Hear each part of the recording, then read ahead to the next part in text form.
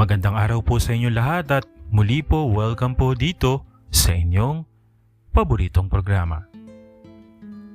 Dear Kuya E, itago niyo po ako sa pangalang Pen. Isa po ako sa mga legit supporter nyo. Legit talaga, may fake ba? Kahit anong kwento o upload ay hindi ko po talaga pinapalampas. At tulad nila, nakaka-addict nga po ang boses nyo. Masarap at smooth po sa tenga. Talaga ba nalasahan? Kuya E, nais ko pong maikwento ang isang kwento ng aking buhay. Isang kwentong pangyayari na masasabi kong nakapagpasaya at nakapagparamdam sa akin ng pag-ibig. Sa edad kong 17, may kapitbahay po ako na crush ko noon. Pero dahil sa tago ako ay hindi ko pwedeng aminin sa kanya. Siya po si Philip. Ako nga po pala Kuya E ay moreno, chubby at 5'5" lang ang height. Habang siya naman po ay kabaliktaran ko, maputi, 5'8" ang height. Hindi man siya yung guwapo pero sa lakas ng sex appeal, nagkatalo. Si Philip po, yung tipo ng tao na eskwela, bahay lang at hindi ko sure kung istrikto ang mga magulang niya. Hindi ko na rin po nakitaan Kuya E ng kaibigan o kalaruman lang si Philip. Masasabi nga na kakaibang bata si Philip. Dahil kapitbahay kami Kuya E, magkatapatan kami. Madalas, nagpapapansin ako sa kanya kapag nag-aaral siya doon sa bahagi ng bintana. Pero kundi tango, isnab lang siya at hindi ko nakitang ngumiti sa akin. Naisip ko Kuya E, hindi kaya malungkot si Philip dahil sa lagi nag-iisa. May kapatid siya pero hindi ko alam o hindi ko naman nakikita kung naglalaro ba sila kasi puro nga siya aral. Minsan na naroon siya sa may bakuran nila, saktong walang tao o kasama siya. Tinanong ko siya kung bakit hindi siya lumalabas. Sabi niya, wala lang. At the age of 17, same kami. Pero tila wala siyang kalayaan. Kakaiba yun. Lalo na sa setup niya. College student tapos eskwela bahay lang. Sinabi ko kay Philip, hindi ba siya pwedeng lumabas man lang? Sa pagkikipag-usap ko kay Philip, Kuya E, alam ko naman na normal siya. Pero ganun na nga lang talaga ang nakasanayan niya. Sabi ko, hindi siya ganun kagwapo pero palagay ko ang gwapo niya kapag siya ay ngumingiti. Hindi naman malamiya kumilos si Philip kaya nakakapagtaka bakit ganun siyang laging nasa bahay. Tinanong ko yan sa kanya. Hindi ba siya nalulungkot dahil wala siyang kaibigan o circle of friends? Wala daw at pag-aaral daw ang focus niya. Sabi ko nga pwede naman mag-focus sa pag-aaral ng may mga kaibigan. Nalaman ko rin Kuya E na may hika pala siya. Hikain si Philip pero hindi naman siya yung payatin. Maganda ang aura at ang pangangatawan niya dahil sa pagdadumbbell na siyang nagpapalakas daw sa kanya. Huwag lang aatakihin ng hika. Hindi naman weird na kausap si Philip. Ewan pero sadyang masunurin lang talaga siguro siya sa magulang. Hindi raw naman siya pinagbabawalan pero nasanay na siya sa paghihigpit sa kanya dati. Kaya parang kinalakhan na niya. Si Philip yung magtanong ka lang na magtanong sa kanya ay sasagot naman siya. Kaya Kuya E, ako yung maraming alam sa kamunduhan naman na siya ay walang alam. Di pa raw siya nagkaroon ng girlfriend. Ako naman ay nagkaroon na noong 15. Tapos nagkaroon na rin ako ng karanasan sa lalaki at the age of 16. Malaya akong kinuwento yun kay Philip at naging interesado siya. Kung ano raw ang ginagawa, kung ano raw ang pakiramdam at marami pang iba. Biniro ko pa nga si Philip, pero ikaw ba, lalaki ka ba talaga? Sabi naman niya ay, palagay ko, nagkakagusto ka ba sa babae?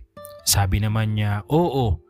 Pinakita pa nga niya sa akin ang mga sulatan nila ng kaklase niya.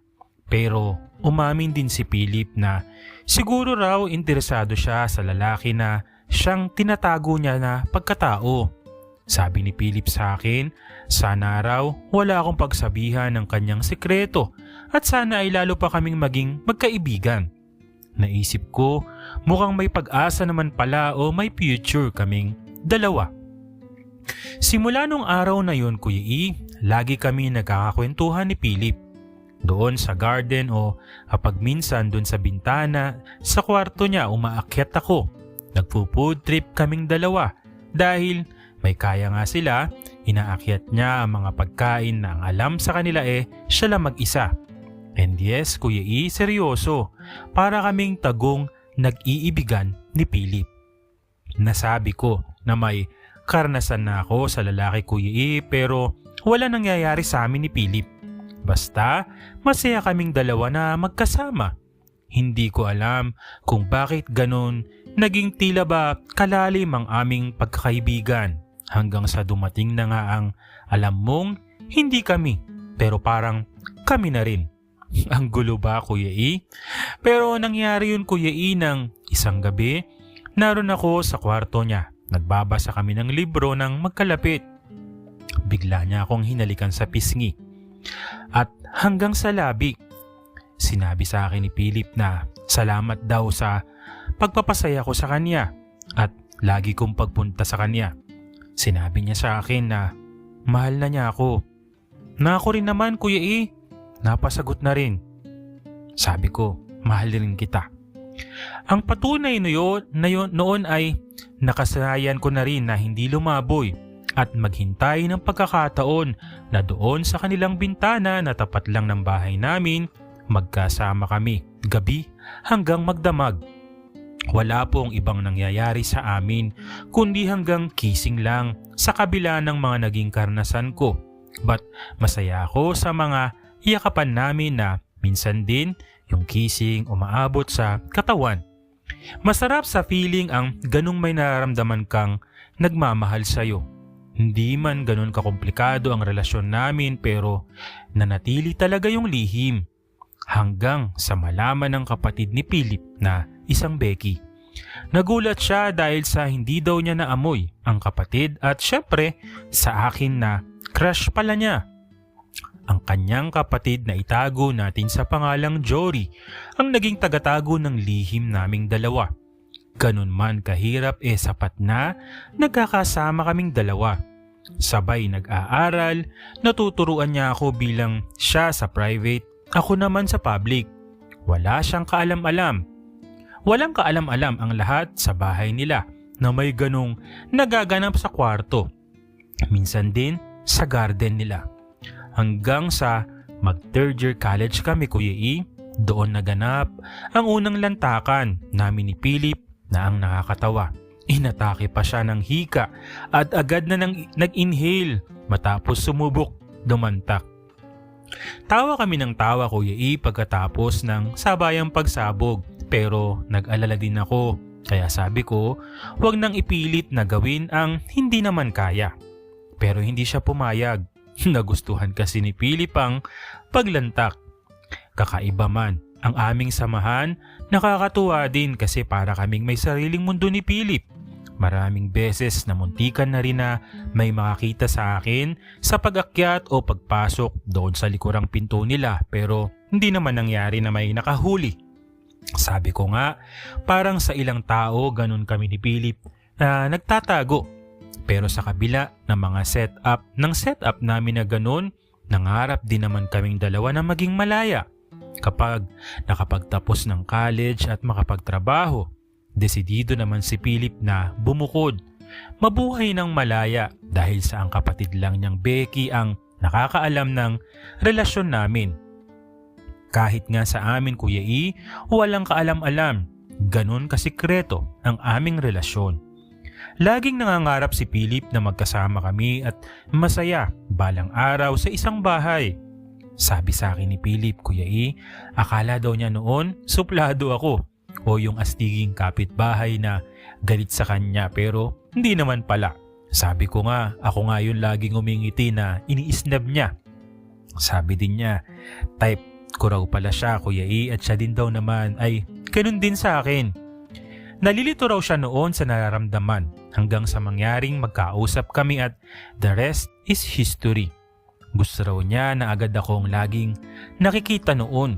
Kaya pala sabi ko, lagi ko siyang nakikita, lilinga-linga din sa bintana. Ako man, ang unang nakasipat o nagkagusto sa kanya, Kuya E, siya naman ang mga panahon na yon na nagsasabi sa akin ng kanyang sobrang pagmamahal sa akin. Na masarap sa feeling na bukod sa may inuuwian ako sa gabi kahit palihim, may nakakatulong sa akin sa pag-aaral na naging banding namin bukod sa lantakan. Hanggang sa nakuha na rin niya ang aking lagusan. Para kami mag-asawa ni Philip, Kuya E, na lihim ang pagsasama. Marami kasing mga masasayang alaalang kaming dalawa, lalo na ang mga paliligo naming dalawa sa sapang malapit sa amin. At Kuya E, hindi naman siya kasi ganun kabantay sarado o laging pinupuntahan sa kwarto dahil busy rin ang kanyang mga magulang. Hindi ko inakala na mapapamahal ako ng sobra-sobra, Kuya E, kay Philip. Nang ganun. Ako kasi yung estudyanteng pasaway, pero nahila ako ni Philip at naturuan, kaya nagtaka din sa bahay na umayos ang mga grades ko. Hanggang sa umabot na kami sa last year sa aming college. Sa mga panahon na yon, malaya na kahit papaano si Philip. Natutunang nang lumabas, makisalamuha sa ibang tao. At lumaki talaga si Philip na marami nagkakagusto. Kaya sabi nga ni Philip, sorry na lang dahil ako yung panalo. Mga salitang nagpapaligaya, nagpapatibok ng aking puso. Dahil sa pagiging abala noong 4th year college, pinag-dorm si Philip at ang kanyang kapatid na Becky. Kaya naman, mas naging malaya kami ni Philip at naging tambayan ng kanilang dorm. Alam ng kapatid niyang Becky kapag hindi siya pwedeng umuwi muna ng bahay dahil alam na may sabong kami ni Philip. Masaya kami ni Philip, Kuya E, na akala nga ng iba magkapatid kami kasi magkahawig daw kami. Sabi nga nila, 'di ba, kapag lagi kayong magkasama ay tila nagkakaroon na kayo ng pagkakahawig o nagiging magkamuka. Alam ko, Kuya E, wala nang makakatalo o makakapigil sa aming dalawa o sa aming pagmamahalan ni Philip. Ramdam na ramdam ko ang mainit, maalab na pagmamahal niya sa paghalik at sa kung ano paman. Kapag Sunday pa nga, nagsisimba kami at nagdarasal. Hindi ko makakalimutan ang isang sinabi sa akin ni Philip, Kuya E, na paano raw kung kami parusahan dahil sa ginagawa namin. Sabi ko sa kanya, paano nga kaya? Ang sagot niya ay hindi naman siguro kasalanan ng pagmamahal. Dumating ang Sembre, Kuya E, at naroon sila sa kanilang bahay at bakasyon. Sabi nga namin, dating gawin na naman sikretong pagkikita o pagpunta doon sa kanyang bahay. Pero nagpaalam ako na bukas na ako makakapunta dahil sa sinama ako ng aking nanay sa kanyang kapatid. 2 bayan ang layo sa amin. Yun na yata ang araw na nagkahiwalay kami ni Philip ng medyo matagal-tagal dahil nga sa halos araw-araw kami lagi na magkasama. Sa isang araw na yun, Kuya E, na-miss ko agad si Philip. Sabi ko nga sa sarili ko, ganun pala kapag mahal mo talaga ang isang tao. Mararamdaman mo, Kuya E, sa puso mo na mahal mo siya. Halos hindi ako nakatulog, kakaisip, Kuya E. O sabi nga ng nanay, baka raw hindi ako sanay makatulog sa ibang bahay. Hindi ko lang masabi na bakit kina Philip masarap lagi ang tulog ko. Halos hindi ako talaga makatulog noon, Kuya E, sa pagkakamis ko kay Philip. Konti pa lang ang cellphone noon at isa ako sa walang ganon. At si Philip naman hindi sila sinanay sa luho. Naisip ko, habang sinusulat ko ito, kung meron lang kami noon, hindi ako na-boring. Hanggang sa kinabukasan, Kuya E, sabi ng nanay ko bakit daw ang laki ng eye bags ko. Hindi kasi talaga ako nakatulog at sabi ng tita ko baka daw namahay nga ako. Excited akong umuwi at makasama ulit si Philip. Pero Kuya E, may ikinagulat ako pag uwi doon sa amin. May malakas na liwanag ng ilaw sa bahayan ni na Philip. Kinabahan ako, Kuya E, at nagtaka sino ang nakaburol sa kanila. Halos sumakit ang dibdib ko, Kuya E. Nang si Jory, ang kapatid na Becky ni Philip ang nagsabi sa akin. Patay na si Philip. Mukhang binangungot daw. Di ba nga may hika rin siya, Kuya E, kaya baka isa na rin yon. Natulog lang si Philip at di na raw nagising ng maaga o ng umaga. Hindi ko alam, Kuya E, paano ako magre-react kasi walang alam sa amin ng aming relasyon. Hindi ako nakalapit agad sa kabaong o sa loob ng bahay nila. Naglakad ako papunta sa sapa. Mabagal hanggang bumilis at umiyak ako ng umiyak, Kuya E. Sobrang sakit ng dibdib ko. Parang sasabog talaga.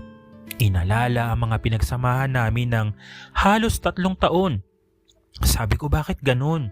Graduating kami tapos matutupad na ang pangarap tapos iiwan pala ako nang walang paalam.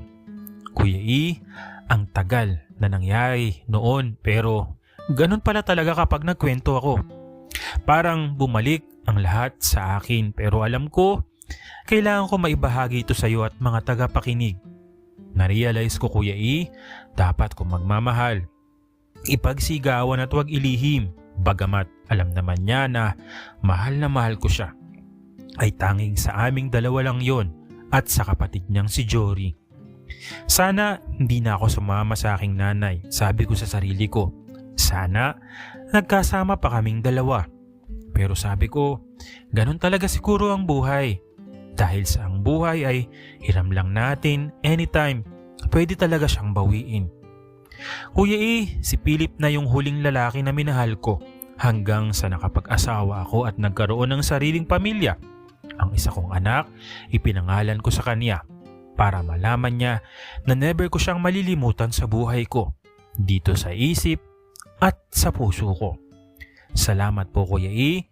Grabe ang tulo ng luha ko, Kuya E, pero salamat po sa channel nyo at nabibigyan po kami ng chance na makapagbahagi ng bawat kwento. Pen.